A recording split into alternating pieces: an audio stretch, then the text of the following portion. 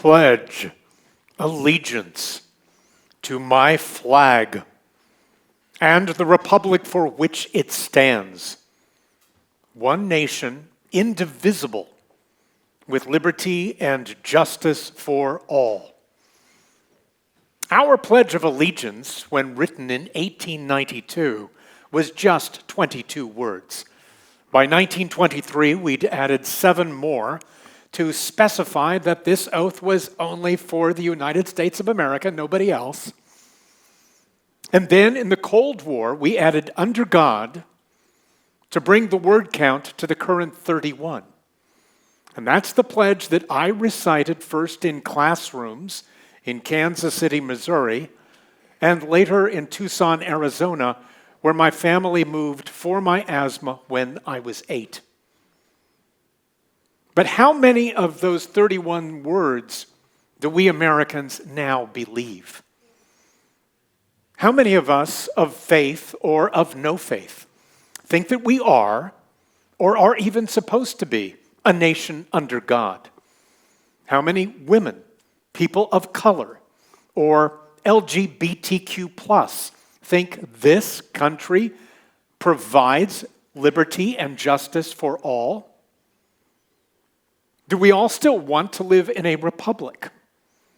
Does anybody think today we're indivisible? Well, since 1776, our national motto has been E pluribus unum, Latin for from many, one. But now our disunited states are splintered by a multitude of wedges. Technology divides us.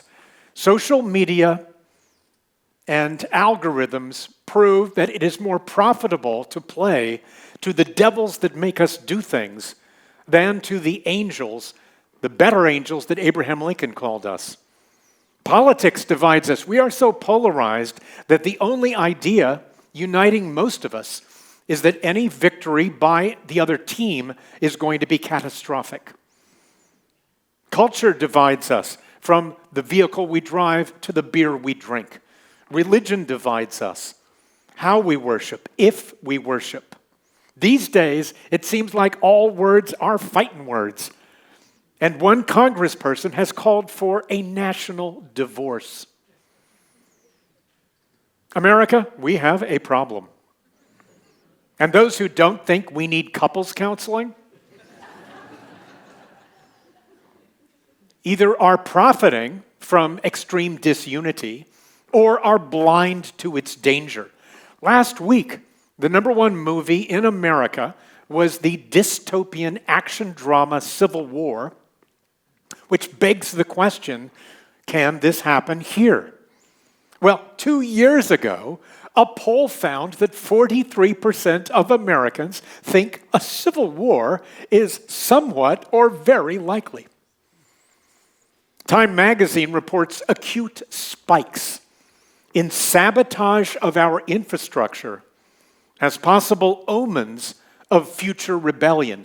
Radical disunity is a time bomb we must diffuse before it blows us up. Now, that's the big picture. That is the global picture of what I'm addressing today. Thank you very much. But now I want to go personal with how we treat each other. I would like you all right now to think about your best friend and imagine finding out that they vote for candidates you detest. Would you still be friends? Would talking to them be like tiptoeing through a minefield? Well, now, in my brief time here today, I cannot single-handedly mend America's frayed national quilt. But I can share with you lessons I've learned producing almost 3,000 episodes of TV talk shows and coaching almost 7,000 guests. The first thing you have to know about talk shows is that nobody is required to appear on them. Producers do not have subpoena power. Guests have to have a good time or profit by plugging a project, but how I was able to win the trust of guests might help you next Thanksgiving with your cranky uncle. Since 1988, I've written and produced shows hosted by Candice Bergen and Louis Black and Bob Costas and Carrie Fisher and Kevin Nealon and currently Killer Mike.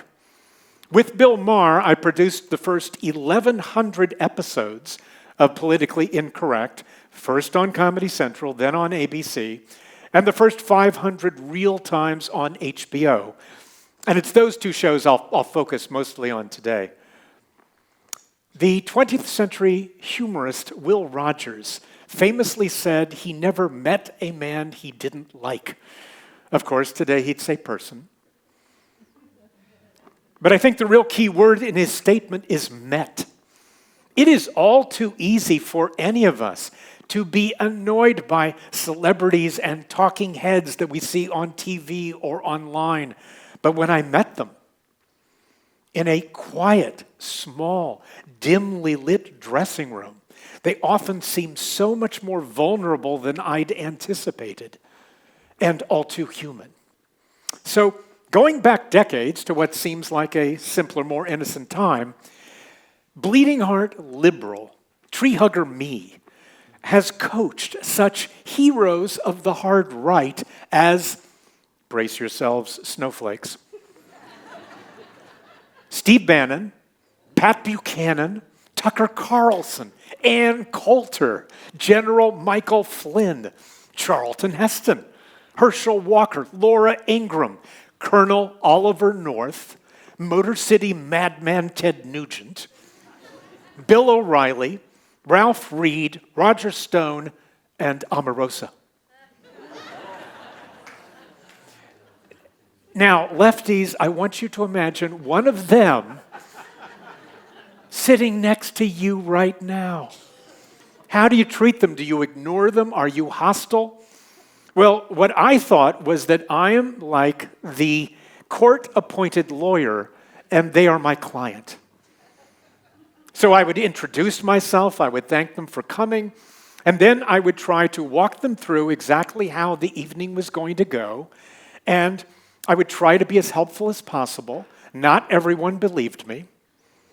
The UN ambassador, John Bolton, I remember saying to me, I don't know why I'm here.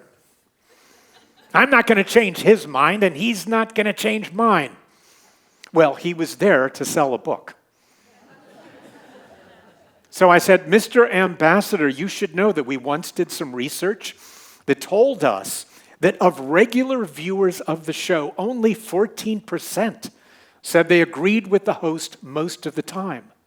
So you are here to try to persuade the other 86% who might then buy your book.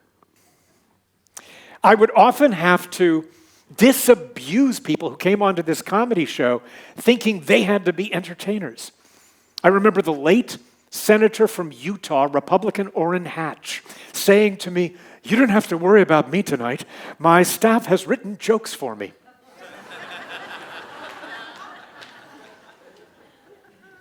I said, Senator, with all due respect, that is my worst nightmare. Our host is a professional comedian, and if you try to be funny, you will rouse the competitor in him. And he has 300 fans in the audience, and you've got none. So please, Senator, just be yourself. Often, Republicans would gripe about our Hollywood liberal studio audience, and to those people, I would say, look, we try to give free tickets to local conservative groups, but we can't make them show up. What I can promise you is that if anybody in the crowd tonight boos or hisses anything you say, our host will scold them and praise you for having the guts to be Daniel in the lion's den. I remember one conservative Pulitzer Prize winner admonishing me at length for our West Coast elite jokes mocking middle America. And I heard him out. I took every note that he had. I agreed with every point of his that I thought was valid. And then later, I wrote him a thank you note, as I did to all the guests, and I never expected to see him again. But a year later, he called to say that he was going to be in Los Angeles on a tape day. Might he return to the show? And the second time was a charm, and he became a regular guest. I loved turning around anybody who came to the show with a chip on their shoulder, whether they were conservative or liberal. And I noticed very early in Politically Incorrect that it was the conservatives who worked harder to do well on the show. And as a producer and as a person, I appreciated that. And when the late Andrew Breitbart wrote of me as a, quote, old school liberal with a deep respect for difference of opinion, close quote, I thought mission accomplished. I always tried to, I always tried to thread the needle to find the sweet spot between being a mensch and being a schmuck.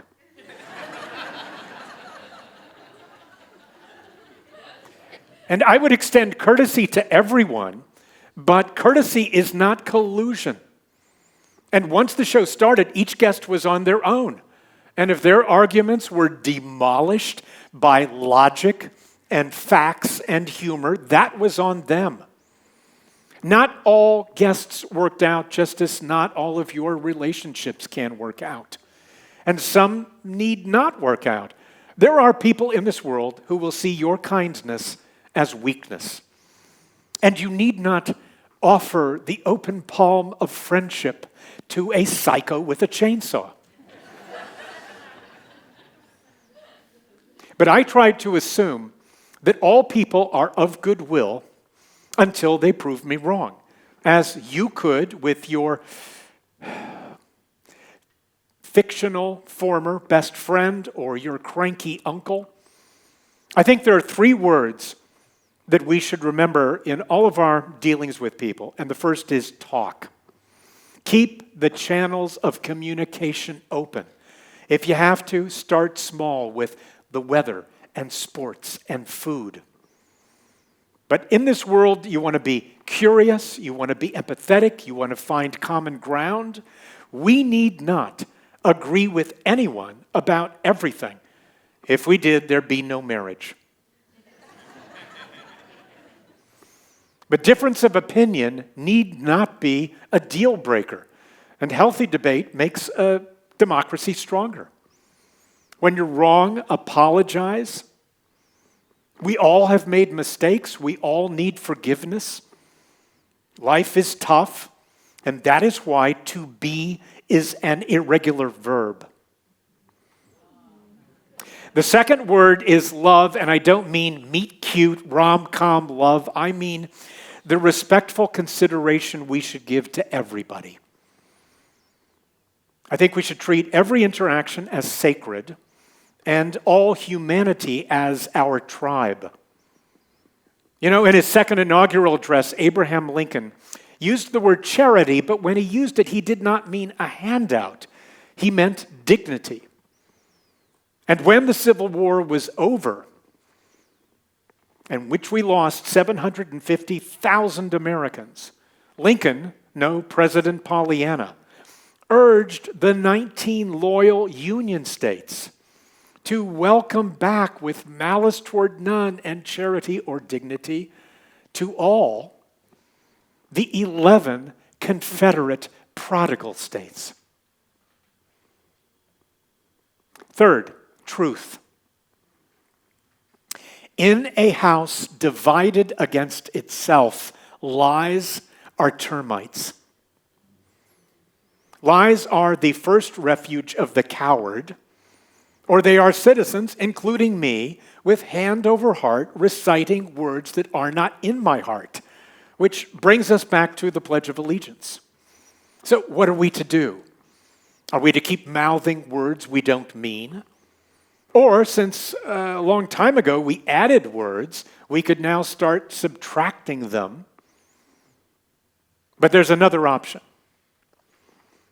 we the people could reaffirm our pledge by investing it with new meaning to make it true for us today. That's what Lincoln did at Gettysburg with the Declaration of Independence.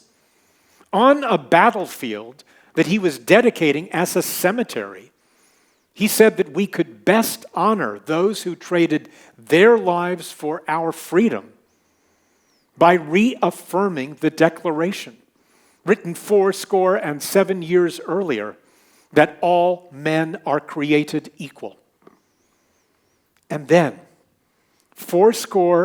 19 years after Lincoln's speech, Reverend Dr. Martin Luther King Jr.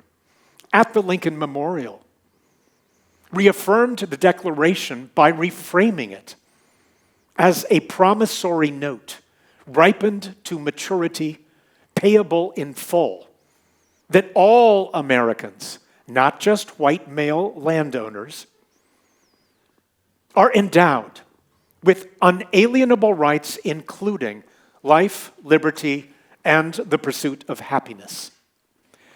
What Lincoln and King did for the Declaration, we all could do for the pledge.